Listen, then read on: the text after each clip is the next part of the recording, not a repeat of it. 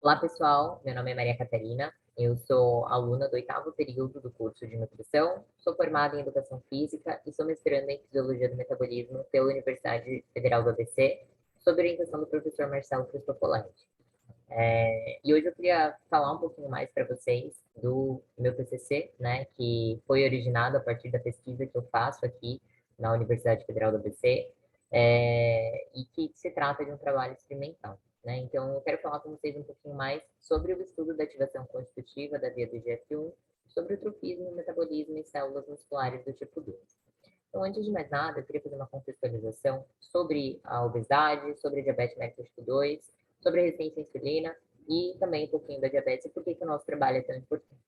Então, hoje, com o crescente aumento do número de pacientes obesos, associado a isso, nós temos o desenvolvimento de diversas patologias que estão relacionadas à obesidade. E a diabetes mellitus tipo 2 é uma delas, especificamente a diabetes mellitus tipo 2.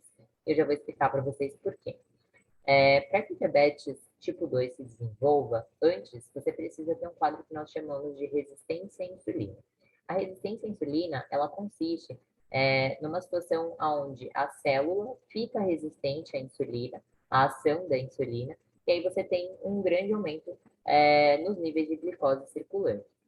Então, quando a gente para pensar na análise clínica, né, na análise dos exames laboratoriais, existe um conflito muito grande entre o que nós descobrimos aqui, o que nós estudamos aqui e o que os médicos apontam para as pessoas e para os seus pacientes. E isso é uma coisa que a gente já está trabalhando para que haja uma maior conscientização.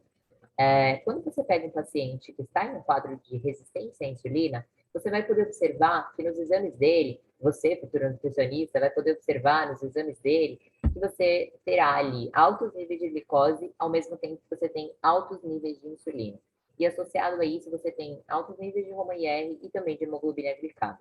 Isso em um quadro de resistência à insulina. No quadro de diabetes, você tem um alto nível de glicose e um baixo nível de insulina. E também tem os outros parâmetros prejudicados.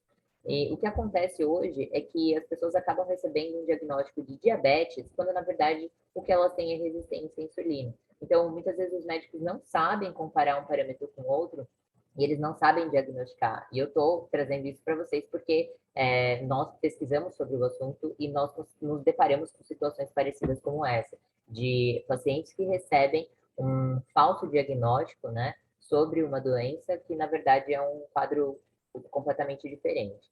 Então, é importante para você que vai trabalhar, né, na clínica, vai atuar na clínica, esteja ciente de que o quadro de resistência à insulina é diferente do quadro de diabetes, e a principal diferença entre eles é que o quadro de resistência à insulina, ele é reversível, enquanto o quadro de diabetes, ele não é mais reversível. Uma vez que a pessoa desenvolve a diabetes e se torna diabética, ela não consegue mais reverter o quadro, ela passa a precisar utilizar a insulina sintética, por exemplo. O que caracteriza a diabetes tipo 2? É a perda da capacidade de produção de insulina pelas células beta-pancreáticas. Então, como eu disse, você tem altos níveis de glicose e nada de insulina sendo produzida pelo seu pâncreas.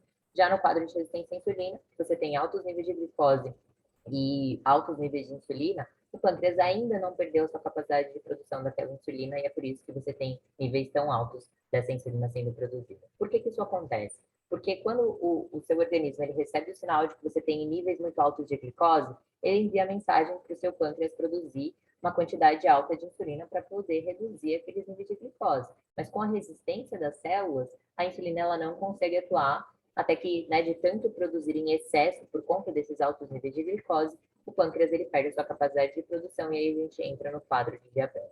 Por que o meu trabalho é tão importante para isso? Primeiro porque hoje o Brasil tem 4% da população sendo diabética. E esse 4% da população, como sendo diabética, nos coloca em quinto lugar no ranking mundial da doença.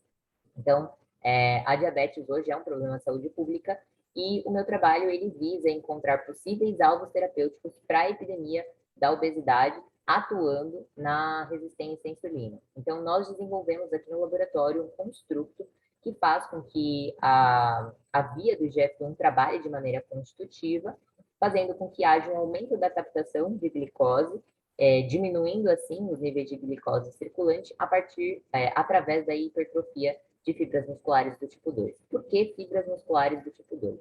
Porque as fibras musculares do tipo 2, elas são prioritariamente glicolíticas, ou seja, o metabolismo delas funciona com bastante glicose. Então, se você tem uma via que está sendo ativada e que está trabalhando constitutivamente, que gera uma hipertrofia e, consequentemente, um aumento da captação de glicose, você vai ter um aumento ali é, da captação dessa glicose, aumentando a sensibilidade à insulina e fazendo com que o quadro de resistência à insulina não evolua para diabetes. E é claro que seria muito interessante se a gente pudesse utilizar isso para fins estéticos, né? Afinal de contas, a gente teria ali uma hipertrofia sem que houvesse a necessidade de estímulo, ou seja, você ganharia músculo sem precisar treinar na academia.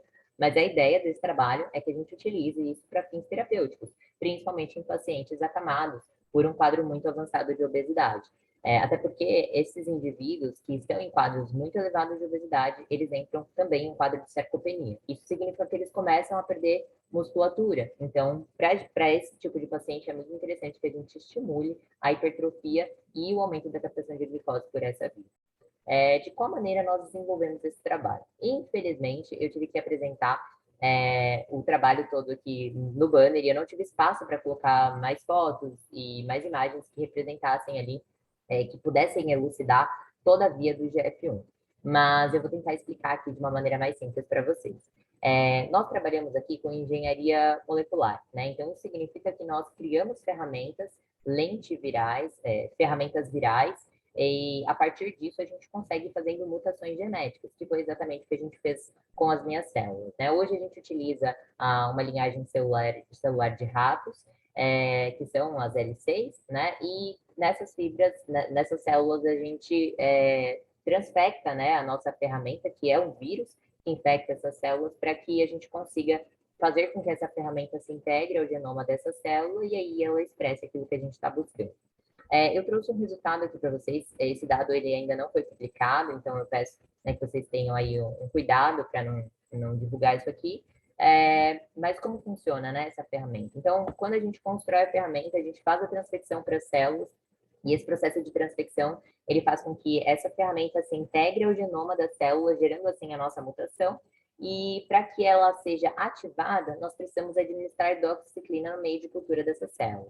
Então, nós temos aqui, né, essa ferramenta, ela brilha na fluorescência. Então, quando a gente olha pela microscopia, esse campo aqui, ele representa as células, as fibras que...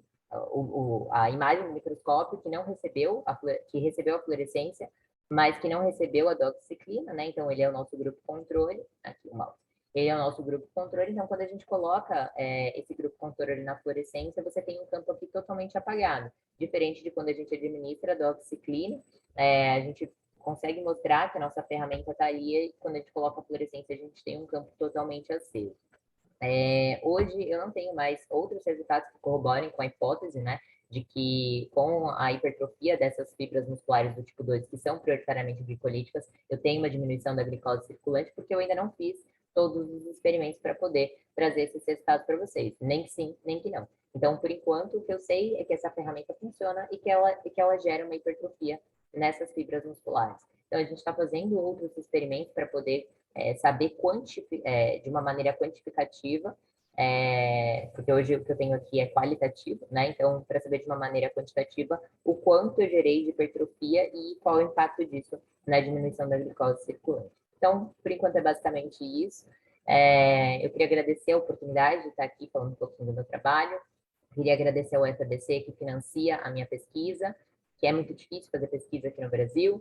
E queria agradecer também a professora Luana, que é uma mentora, né, para mim, foi pesquisadora da UFABC também, e também ao professor Marcelo Cristofoletti, que é o meu orientador, né, que me aceitou no grupo dele e enfim, que é um professor exemplar.